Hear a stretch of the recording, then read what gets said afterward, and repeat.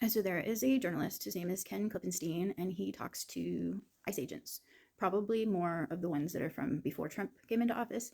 And those agents are whistleblowing, saying that the new recruits are drinking on the job and they're excited for violence and that they're super immature. And so why did we not run psychological tests on them like we do with police?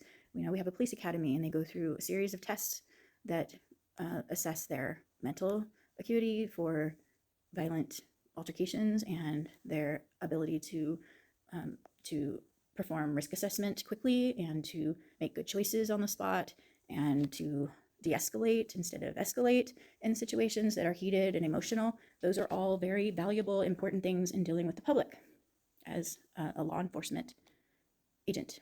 So there was a journalist who applied and she was given the job before she really even knew it. And she talks about that in an interview with Democracy Now! And so they don't care who, they don't care why, they don't care what the person's motives are for joining ICE. They just want all the bodies they can. And whereas I talk about, I think that that is intentional so that they can steal the votes, the brown people and the white people who support the brown people at the voting booths. I believe that they are going to physically stop people come next November. I don't believe they want to give away the game just yet. I think it's a little early. And so they say they are pulling back from Minneapolis a little bit, putting Homan in. But Homan's a weasel.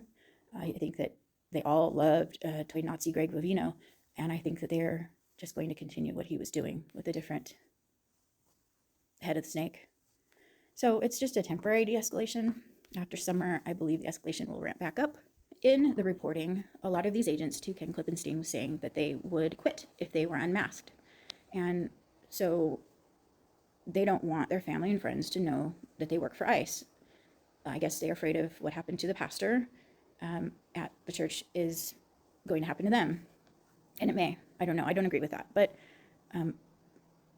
that is a possibility. And yet I believe that they need to be unmasked because the masks are allowing them to do bad things undercover, and that's never a good place to be. So I believe that there are decent agents from the past that don't want to be caught up in the doxing. And I believe that is a guarantee that they will be. So I'm not in favor of those people losing their jobs, their pensions, or being made into bad people if they're not actually bad people. However, we need to unmask them so that they know that what they do in the field, they squirt someone in the face who's just standing there. If somebody yells something at them, they don't go charging at them. There was an off-duty agent who had just left the Whipple building, and there's a video of him someone noticed him leave the Whipple building and followed him in his personal vehicle, his personal truck, and they took pictures of him and his license plate. Now, I don't know if that's a good idea. It clearly made him feel threatened, and so his response was to physically tackle the man to take his phone. That's the crime, and that's the problem. That is what's happening in the field. So off duty, on duty doesn't matter. These agents feel that they have the right to physically harm people when they don't like what they're doing, and that's not law enforcement. It's actually a lot similar to what I believe the January 6th people thought they could do. They felt that they were being stolen from and thought physical violence was acceptable in response to that. So why are ICE being protected over our constitutionally protected civil rights? So they must be masked because it's too risky for ICE. They must push, beat, and spray people in the face for their safety. They need 10 men and women to go after one migrant. How is that for their safety? And even if it allowed for some safety, making a spectacle of law enforcement, but then trying to cry foul over doxing, you are making yourself a target. DHS has made these agents a target and has actually put their lives at risk because of the lack of training. The two agents who just fired wildly at Alex Preddy, there were five, six other agents surrounding him. They could have been shot. There was the woman in pink standing behind. She could have been shot. There was a woman in a truck, the truck video that came out, where she is seeing very up close what is happening. They could have shot her. I mean, these are people that are dangerous in the field, not just destructive and, hitting cars and then driving away, stealing cars, getting in other people's cars, leaving people's cars running or rolling down the road. These are dangerous agents. I'm reluctant to even call them agents. So if Democrats hold the line, we can mandate masks and say masks need to come off, make that a law across the land, and then I believe there will be an immediate shift in how they act. I believe that the masks are the main problem. I think that they should hold the line and make agents unmask. If the agents quit as soon as masks have to come off, then they should never have been in the field to begin with, and good riddance.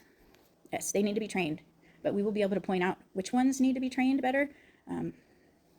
The long, hard way, I guess, because they're going to be doing things wrong, and we'll have to spot it and then hold them accountable. But if they're not going to retrain them and overhaul ICE, which I just don't believe that our government has the wherewithal to do that, I don't believe that they're ever going to be capable of overhauling any of our systems. Coming together over 500 people, I just don't believe they have it. And I don't believe the voters will make another group of 500 or so be responsible for that. So I hope that the DOJ, when they make their argument in court, that the judge at the hearing looks at the whole body of damage that ICE is doing, and all of the violations. Judges are actually ordering them to do different things, and they are not listening. So if the judge orders them to not spray a protester in the face,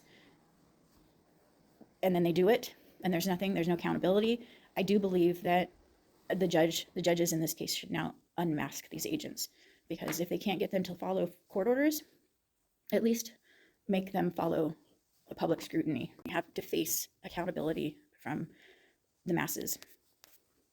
Good agents should be rewarded for being good agents, and the bad ones should be weeded out. I think that is a possible thing we can accomplish. And that is how we will meet the MAGA morons in the middle on this one issue.